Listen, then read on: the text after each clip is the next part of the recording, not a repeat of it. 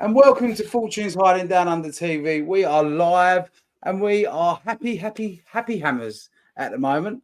Boys, how's your day's been? Started off well? It's a fucking fantastic start, mate. 3 shits and a win. It's great.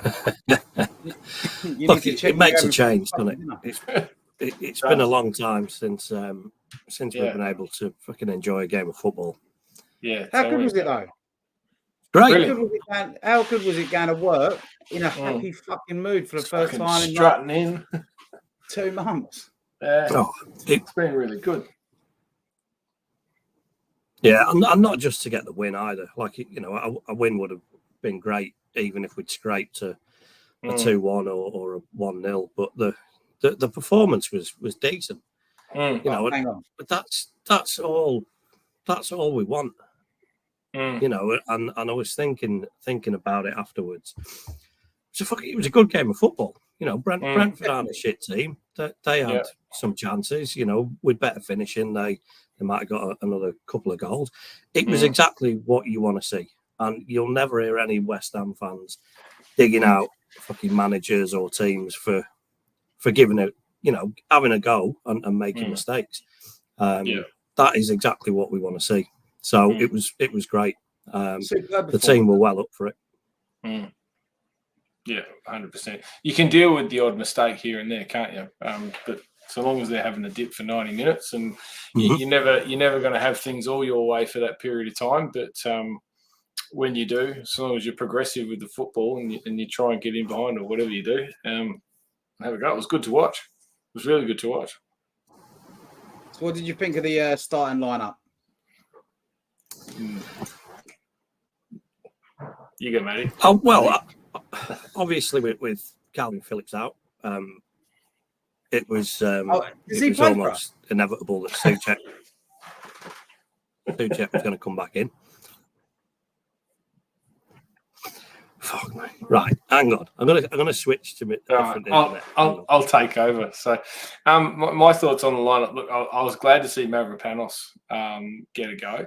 I think it's thoroughly deserved for every other performance he's put in. I was a little bit surprised that Antonio got dropped. I thought he would have tried to get them all of them in together. So Curtis Bowen, Petta, and Antonio, but you know, we probably needed that balance in midfield, which was provided. So I wasn't overly disappointed. I still wouldn't have played Zuma. But that's probably a minor gripe, really. So I guess everyone they did give a shirt to, they definitely showed up. So it was good to see. I think we set up really well. I think Petta gave everyone that lift. Yeah, and he basically orchestrated everything. He orchestrated everything from the fans to the players. He gave everyone a lift. It was great to see. And I agree with the Zuma thing. I think he needs a rest. You said it in the chat the other day with us, mate, didn't you? I mean, he just needs to take a bit of a step back. But the thing is, I don't think it's a rest that he needs. I think he's done. He's not moving well, man, and it's not good to see. I think Dinos coming in was an absolute fucking Greek colossus. It was awesome, outstanding. Paquetá brought Emerson back into the game as well. He had his best game in 2 months as well, to be honest. We'll go on to that fucking beautiful strike that he had. Oh, how good was that? That was brilliant, wasn't it? But I mean that first half of football, that first 20 minutes, fuck me. But we've seen, Matty, it's your favourite saying, mate. Oh, we was great for 20 minutes.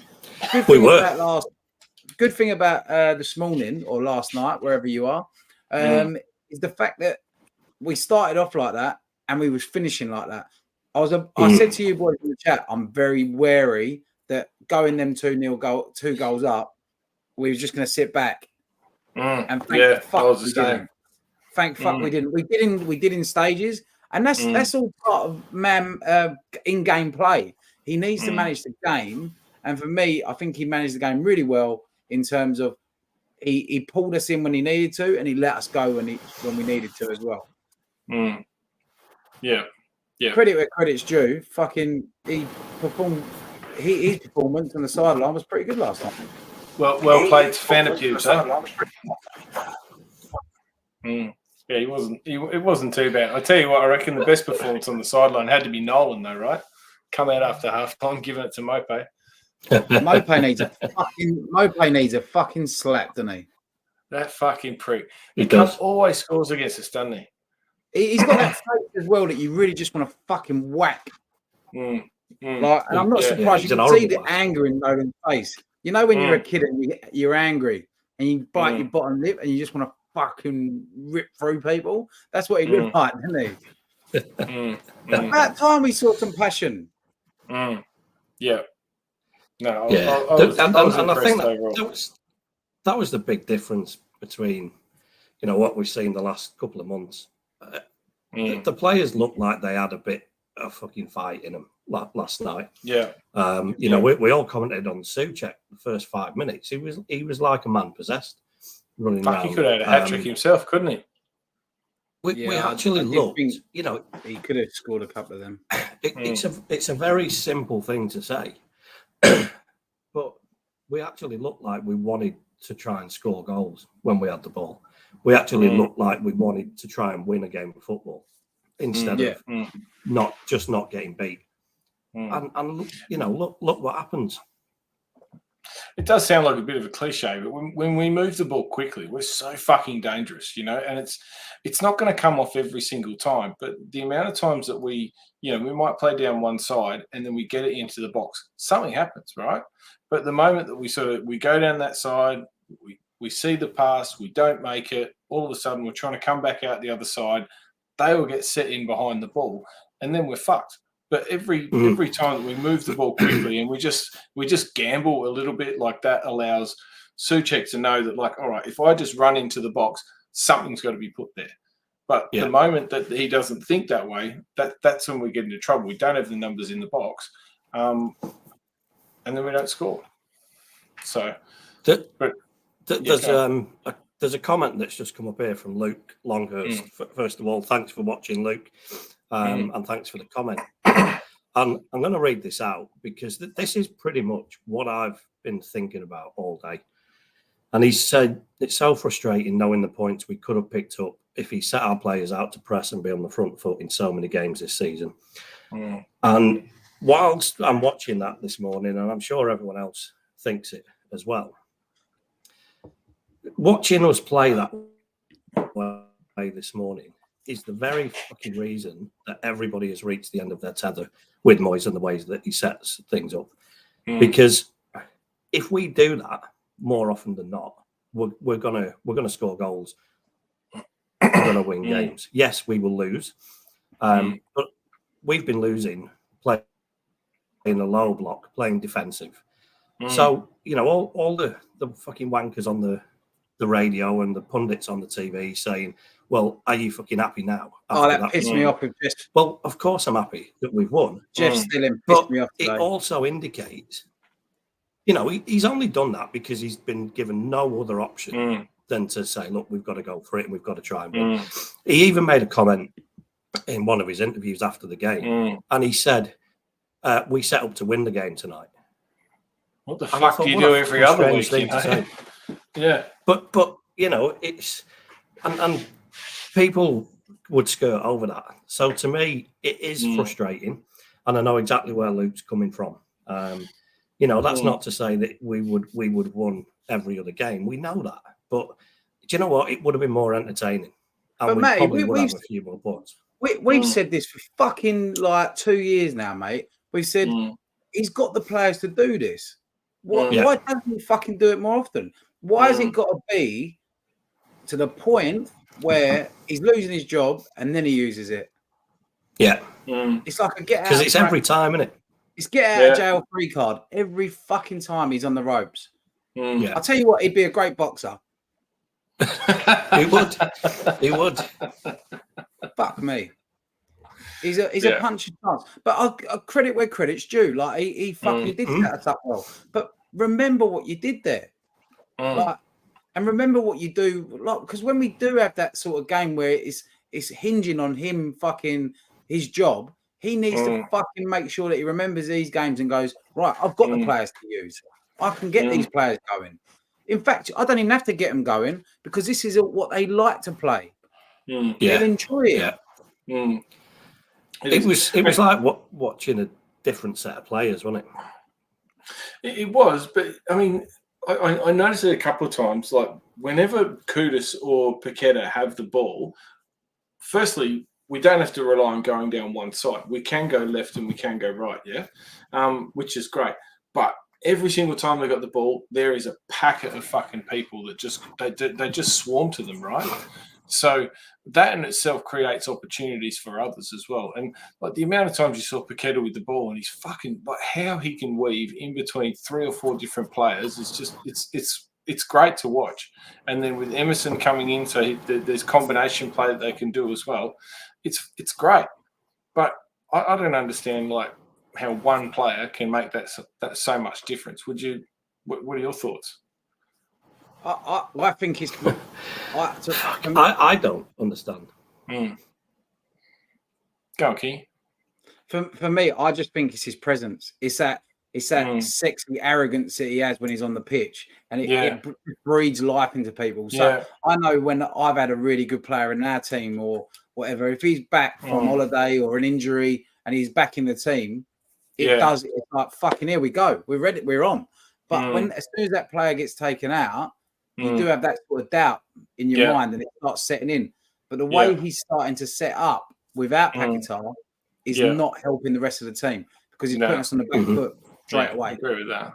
I don't know if you guys noticed, but I reckon there would have been at least, I think I count at least 3. There might have been more defensive headers from crosses and stuff that Petta won as well. Like, so he's getting back and he's doing the dirty work as well. So, you know, that just gives your team a boost when you see that sort of stuff from your star man. No, he's not just there for the flicks and tricks. He loves the fucking dirty stuff.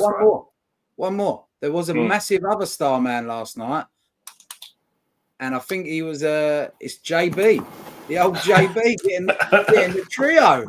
Oh, did he ever? That was fucking. He played all right, didn't he? He did so well.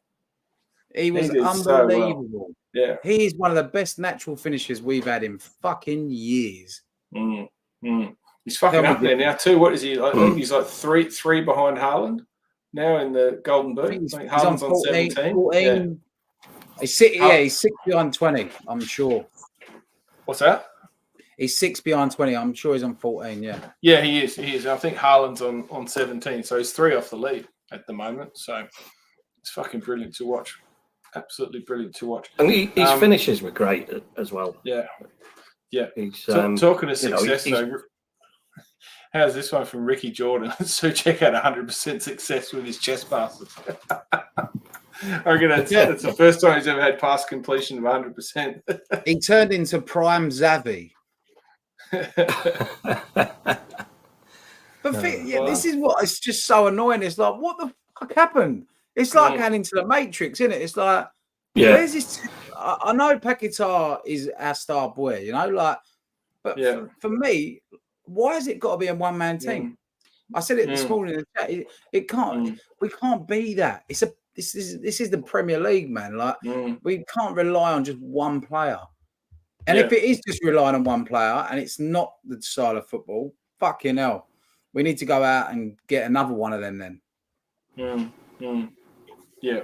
Do you reckon Paquetá's got some sort of, I was going to say, psychological effect over Moyes with the team? So if he's in the team, the players are looking to Paquetá to dictate what's going to happen. If he's not in the team, they're following Moyes' instructions to the T.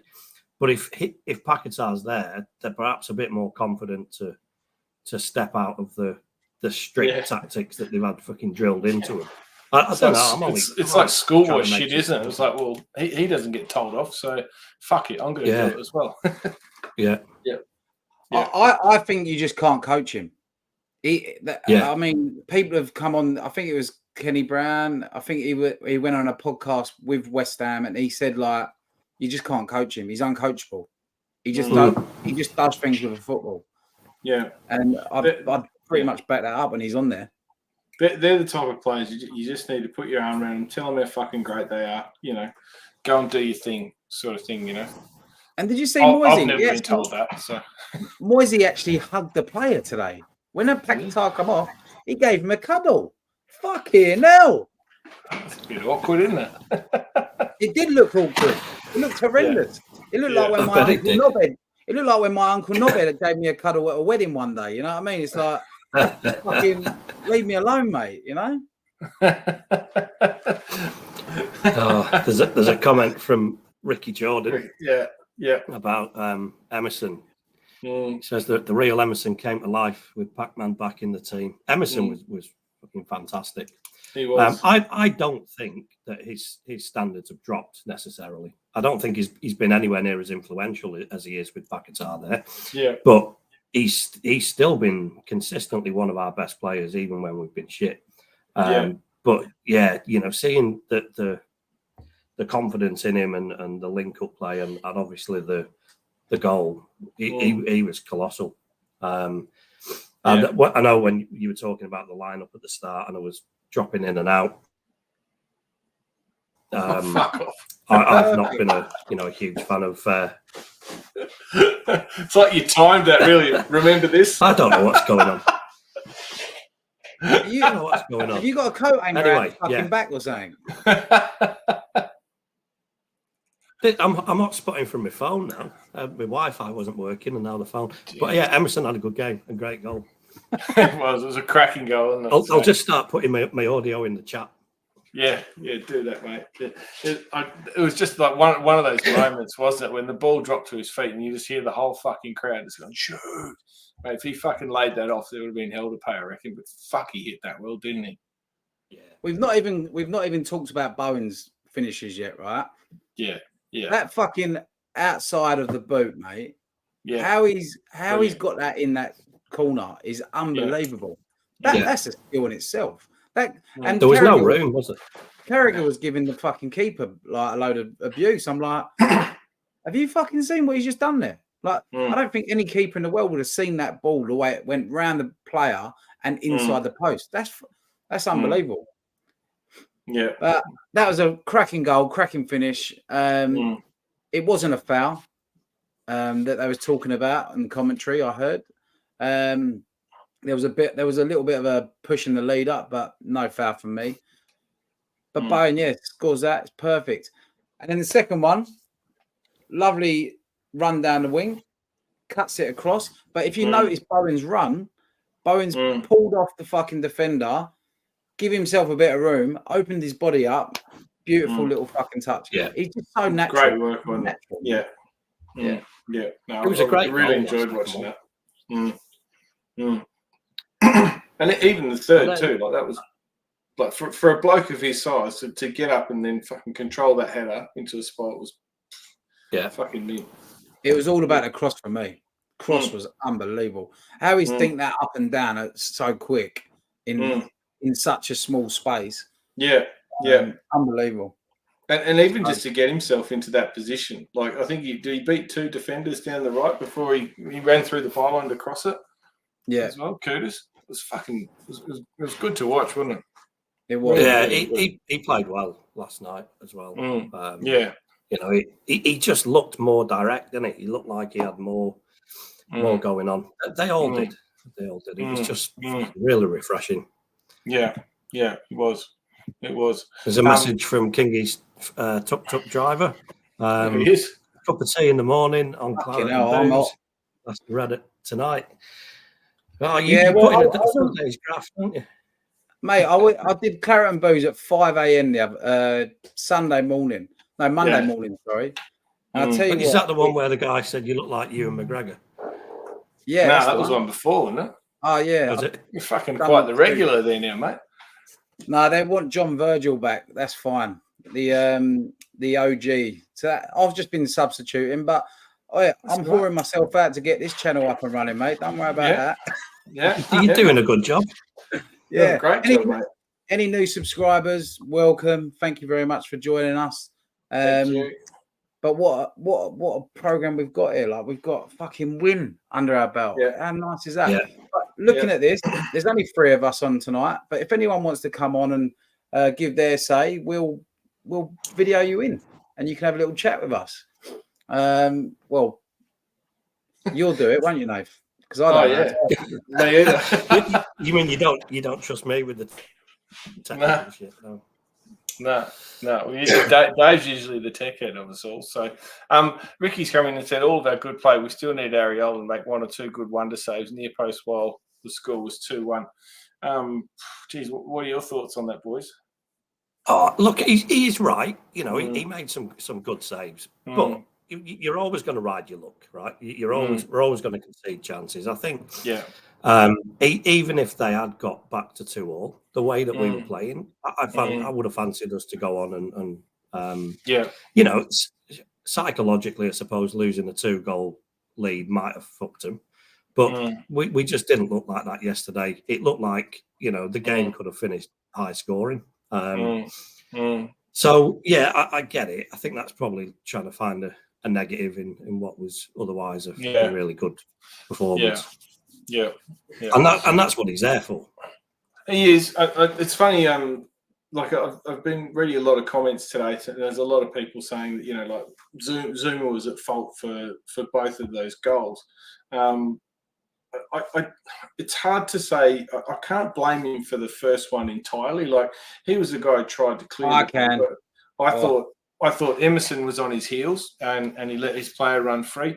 But then if you look at the shot that Mope had, like, it was good forward play. Like, he started from one side of Mavropanos and cut to the other side. But then the amount of the goal that Areola left open for him at the near post, that was he fluffed his lines there, I reckon, more than anything.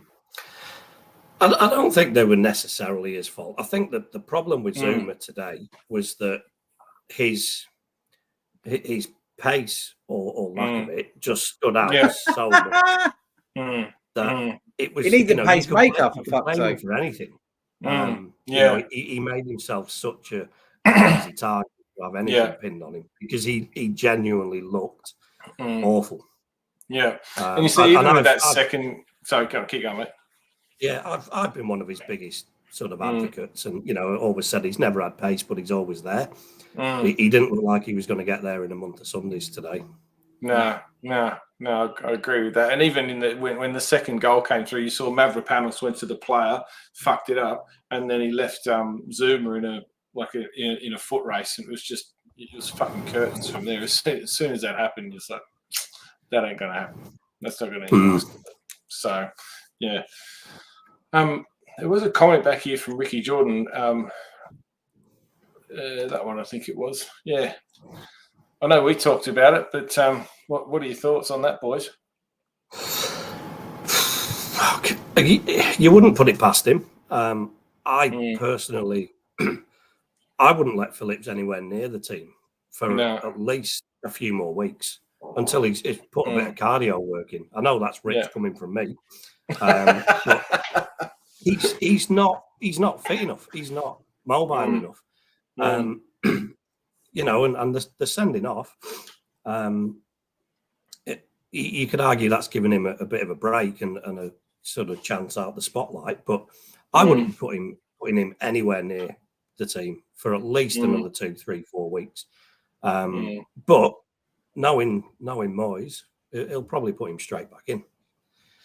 I'm not so sure about that, because if you look at if our front three stay fit, you know, knowing what Moyes is like, he's got to have his fucking special people in that midfield arena, right? So that means Souček's got to be in there, and James Ward-Prowse has got to be in there because he's that set piece specialist that's delivered fuck all of them for us. But I can't see him dropping either of those two to bring Phillips in. I think he'll get a run off the bench, but I'm struggling to think with those people starting.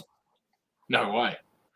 No fucking way. I mean, you mentioned Emerson before and his performance is not dropping, and I agree with that wholeheartedly. I reckon he's been great, but I reckon Alvarez has been the same. So 100%. I don't know. I worry sometimes with Moyes and the way that he looks at the game. Because he can't drop Paquetá, he can't drop Kudus, he can't drop Bowen. You've already said he's not going to drop Souček. Well, he might not. He's probably not going to drop Ward-Prowse. And to me, he cannot drop Alvarez. Yeah. But I wouldn't be surprised if he tries to shoehorn Phillips in somewhere. And it would not completely surprise me if he considered leaving Alvarez out. Well, I'll tell you what, this might just settle it for you. Ricky Jordan, Alvarez is only one booking away from a 2-game ban, so Phillips would have to play then. He picked up a cheeky one at the end of the game last night too. Yeah. So it's a bit disappointing, but mate, but then why leave him out? Because even when you bring him in, he's still only one booking away. So yeah, that's right. I don't know. I'd personally play the same team. You know, time and time again, Moyes has made the mistake of someone has a good game, and I'm talking about Bonner at Arsenal, Ings at Sheffield United, where he's not then picked him for the subsequent game. Cornet scored. So this team, let's go again on Saturday and see what happens. I tend to agree. I mean, if you're winning 4-2, like you're scoring goals, sure you let a couple in, but we scored more than they did, and I don't think there's really all that much need to change it too much. I'd still love to, like, I think Bonner needs a run, you know, like for his own confidence and for us moving forward as well. Like one injury goes down, he needs to get some time into his legs, I think, a little bit. I think, and contradict what I've just said, that would probably be the only change that I would consider making, would be Zuma out and Bonner. You've got, I'm assuming Calvert-Lewin's fit, he's going to be a handful, as much as I think he's shit. He always seems to do well against us. So that change, but just fucking go at him. You know, Everton, they're all right. Fucking shit. They're fucking shit. Yeah, they are. They've already beaten us this year. Yeah, they have. But psychologically, they've just got 4 points for doing nothing. So they might be off. They might be off the pace on Saturday. Yeah, well, they conceded late, I'm pretty sure, and drew on the weekend. So yeah, they did. Yeah. Oh, mate, Fiddy's back in town. Hang on. I just had a fucking thing up there. What? Where one? Get excited about this one. Oh, fuck off! Here we go. No, you fuck off. Well, I'll read it out. I had one job, and now you're fucking taking it away from me. Whatever. Just carry on. All right. Ricky Jordan says, "What do you guys think of the Freiburg draw? Are you more confident of progressing now?" I'll go first, and I'll tell you exactly what I thought. First of all, I was surprised because I didn't think we could get them. Secondly, I was disappointed because we hadn't got one of the bigger teams.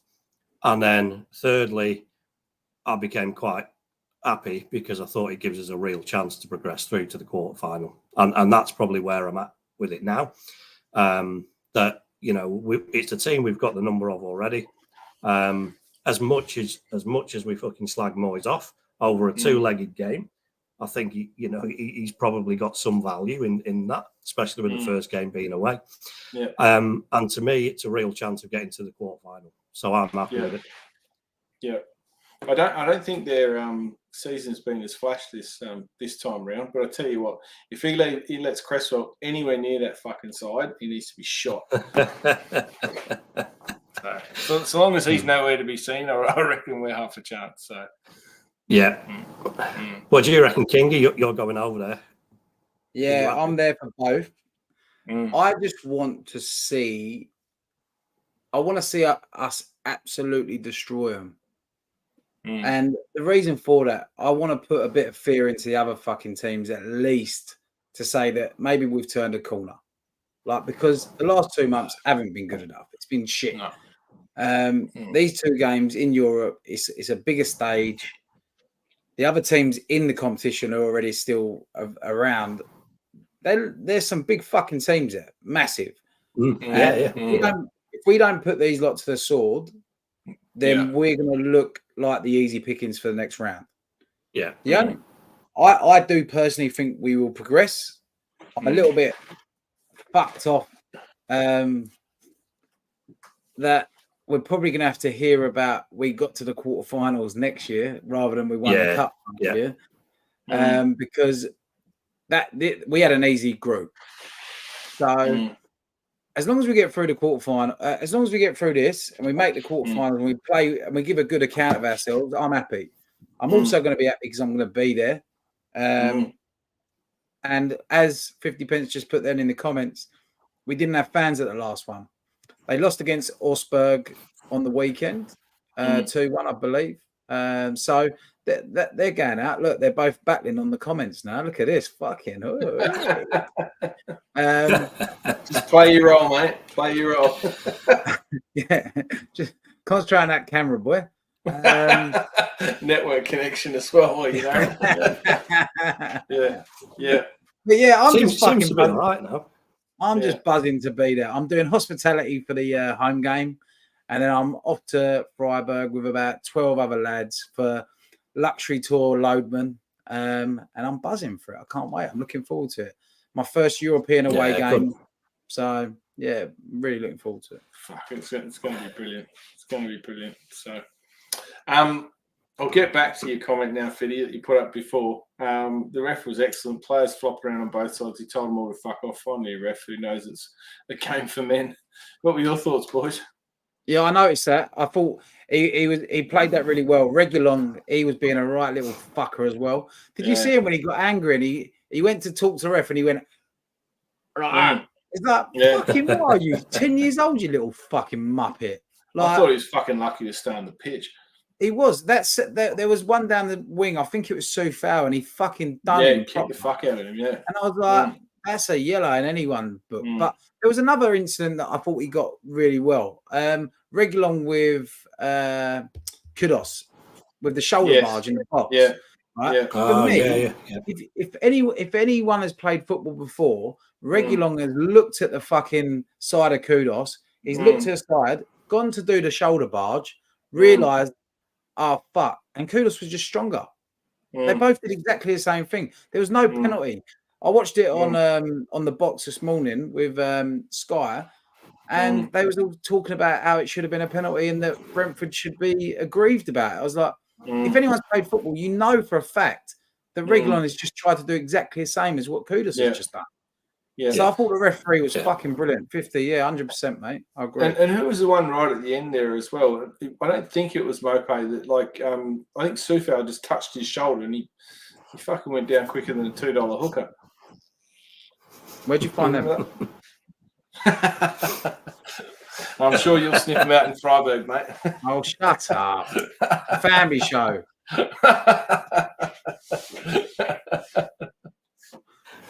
It's true. But no, I thought the game was ref quite well, and he looked like he was giving them all a bit of lip too. When things weren't going their way, he was more than happy just to say "fuck off, mate" and get on with it. So it was good to see. I think so. Yeah, no nonsense. Loved it. Really good. Just one from the tuk, mate. Would love to see you give it another go when we play pressing football. Is much better suited by it, and he has pace. Thoughts on that one? Yeah, look, I'm still undecided. Again, it is a funny one for me because you're right. You know, when I think him on the ball doesn't really bother me too much. His defensive capabilities do. Yeah. It's that static defending though that really gets him undone, though, doesn't it? Like, I think what Nico's saying is, you know, if you can get him into a foot race, like if he was in that foot race that Zuma was when Mavropanos went forward for the second goal, I think he tidies that up all the time, doesn't he? So, recovers, yeah. But we've also got to play like that, which is quite a rarity, as we know. Ricky, can you just elaborate on that, mate? What does that mean? Home leg is now 17. Does he mean on the 17th? Is that the date of the game? I think he's stopped typing. I think it's supposed to say home leg is now a 17:45 kickoff. Sorry, you're right. Yeah, it is like a 5:30 or 5:45 or something like that. Yeah, it's a shit fucking time. It's a shit time for everyone to try and get there after work on a Thursday afternoon. It's a joke. I mean, why is that though? Because it's the UEFA. They've sanctioned it at that time for some reason. But I mean, I'm okay because I'm fucking on holiday. But I feel sorry for anyone trying to get there after work in the rush hour with all the kids finishing work. You're looking to get there at like 4:30. You're looking at. That's when all the kids come out of school as well. So it's gonna be a nightmare. Yeah, it's a bit mad, isn't it? Yeah. But what do you do? What do you do? I mean, we're only going to do about 10 more minutes, I reckon. But what do we think of the contract situation? Jesus Christ. It's interesting. It depends on what you read, really, right? Like I've read commentary on there that the contract's in front of him, but it's basically written up now as a head coach. So he doesn't have all the power and strength that he has right now. So he doesn't have the final say on transfers and that. He's just basically there, coach the team, pick your best 11 and your subs. That's your fucking job. You don't like it, fuck off. So. I've read that. That it's almost designed for him to fucking leave it and piss off. You don't really know, do you? But, if you had a contract, right? I'll tell you this, right? if you're in a Premier League manager's job, there's 20 of them, right? If someone puts a piece of paper in front of you saying that you've got a 3-year contract, 2-year contract, or whatever, and you're likely to be paid out if you get sacked, are you signing it or are you not signing it? If you're David Moyes, who apparently is not good enough for any other fucking Premier League team out there. You're signing it straight away. Oh, fuck. So don't tell me, no one can tell me that there's a contract on the table because he would have fucking signed it. Yeah. If he hasn't or he ain't going to do it, he's more stupid than I thought he was. Yeah, I think that, whether there is a contract there or whether there isn't, to come out and say that, it's just more fucking arrogance on his part. If there's a contract there and he's got a decision to make, fucking keep it to yourself. Don't come out and say, "Oh, it's the ball's in my court. I've got to decide what I want to do." After losing for 2 months after losing 9 games, he's a fucking prick. Sorry to bring the tone down after what's been a positive day, but he's a fucking asshole. He finds a way just to make you shake your head at him every single day, doesn't he? So yeah. For me, I just I think is what annoys me about when we win these games, right? And we're all on the fucking forums and stuff like that. And what annoys me about it is that you'll get certain people or anyone who's a Moyes in sort of person, which is fine. I've got no problem with people being Moyes in. That's your prerogative. That's your opinion. But don't tell people who don't want him there in forums, oh, look what's just happened. We just won a game. Like, leave off Moyes, and telling you not to have your opinion on not wanting him now just because he won a game. He's just lost fucking 9. He just lost 8 or 9 in fucking spin. So everyone's got to respect everyone's opinion. I'll have a debate with anyone about it because I don't mind hearing someone else's opinion. It doesn't mean I'm going to agree with you, but don't tell me how I've got to fucking see it. Yeah. And you can look at anything from two or three ways. I think we're pretty rational here on this show that we can listen to someone give a case for Moyes and fucking understand it and say, completely get where you're coming from. I disagree with you for these reasons, and the biggest one being we don't like watching the shit football. So there's nothing wrong with having an opinion, and there's nothing wrong with having a different opinion. Our opinion is obviously fucking correct at the end of the day. But, it is shit, and he does need to go. And anyone watching, that's I say that tongue in cheek. If you are pro Moyes and you do want him to carry on, let us know because we will have a chat with you. We will have you on the show. We'd love to have a chat. It's not going to be. The thing is with our channel, and I think we've got that. We have got a very good balance between the 4 of us. Like Dave, I know for a fact is very much not so much Moyes in, but he doesn't mind it. Right? Yeah. Nath, I don't know where you sit, mate. I'm always a little bit torn on how you feel about it, but I think it's time for him to move on more than anything. Like I've said it a few times, way back when. I just don't want his reputation to be tarnished. Although I think that it's almost gone beyond that now. Like I think the perfect time for him to go would have been at the end of last year. He just won the cup. Thanks very much. I'll catch you later. Yeah, look, my last 8 weeks prior to that was pretty shit, but hey, we're back in Europe next year. Here's the reins. Give them to someone else and say, well, fucking good luck. Then you can actually sit back and go, boys, have a look at my stats. Fucking 6. Yeah. What is it? Top 7, top 6 finish. I got you back in Europe through the back door, and we won a trophy. What more do you want? Your club's a better place because of me, but he's just fucking it up. I'd love him to finish up at the end of the season with 2 trophies under his belt and another top 6, 7 finish, and he can argue and say, "This is what I gave you," and no one can ever take that away from him. No. Is he going up to Liverpool to nick the Carabao Trophy or something, then, mate? Or because I don't think he's fucking winning one. I'll tell you that. No, he's not. But last season he got a lot of grace for winning the Conference League, and understandably so. But I think now, if you were to ask the majority of West Ham fans, even if we do finish top 6 and we make another European semi-final, do you still want him gone? And everybody would say yeah, or the majority would say yes. And it's not because of the results. It's not because we're finishing 6th, and it's not because we're getting to semi-finals.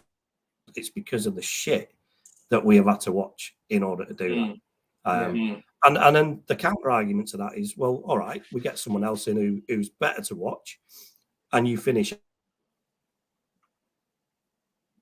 8th, and you never get anywhere near a quarter-final, semi-final again. Would you take that? Hand on heart, yes, fucking would. I think I don't think we need to.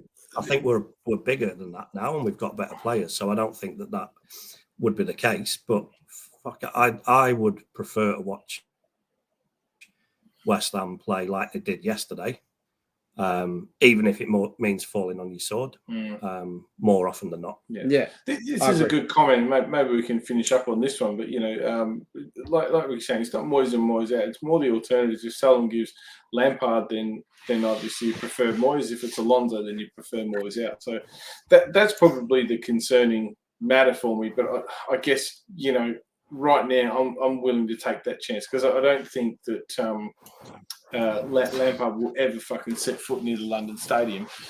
So I'm okay with that. I think there is some good alternatives out there, and hopefully that's what Steinen's been brought into. And if you think about who we were when Moyes came in, I'm not sure there would have been too many people of a good caliber that were actually putting their hand up going, yeah, I'll have a fucking go at this. But, now with the squad that we have, and, I guess even just that European experience, we've been there before, we're going to do it again. So if it's not next year, I can't see why we wouldn't be back up there the following. Yeah. So, yeah. Our success isn't all down to Moyes, and definitely as not. long as he doesn't fucking forget that. So, Jingy, when are you off, mate? And how long are you away Thursday. for? I'm Nice. sorry, I'm a bit sweaty, by the way. I don't care either. I've been at work all day. I'm fact, and I still managed to get on here. But Nice. yeah, off on Thursday. I'm at Everton on Saturday. I can't believe I'm going to be in the Cavern Club in Liverpool, dancing the night away to a Beatles tribute on fucking Saturday night. So I'm very excited. And hopefully we do get, and hopefully this win this morning has really propelled the confidence in the players just to go out there. And when Paquetá went off today, I was like, thank fuck for that. Wrapped in cotton wool for my enjoyment on Saturday. Yeah. So, suddenly it becomes a big game, doesn't it? If we can get a win there, you've got to fancy us to get 3 against Burnley. And then suddenly you're 9 points from 9 and looking upwards again. So look, I hope we win for your sake and for everyone's sake. But have a good time over there, mate. Yeah, but we'll be back live and interactive on Thursday night as well, previewing that big massive game against Everton. Kingy will be somewhere in the air by then, I'm assuming. So enjoy that, mate, while it can. Oh yeah, you got the Thursday show. This is what day is it? I don't know. It's Tuesday. Tuesday today. Two days from holidays, mate. That's all you need to remember. Yeah. So, previewing the Granny Stabbers Thursday night. Of the blue variety. Looking forward to it. But yeah, lads, I'll be doing loads of content while I'm over there. So anyone on our channel and subscribers will be doing a lot of crossover stuff with Claret and Booze as well, which will be fantastic. I'll be catching up with Nick and Gary and not Mickey because he's pulled out, but Burnley game. So we're going to do a pub show ourselves. We're doing a little one from an actual BT studio, I think Nick said. So really? Yeah, we got it all set up. I might be a bit pissed by that point, but I'm going to give it a good crack. You're taking the flag to all the games as well, yeah? I'll tell you what, being in a real studio, I might as well talk a load of shit like the rest of them and talk sport and BT and fucking so.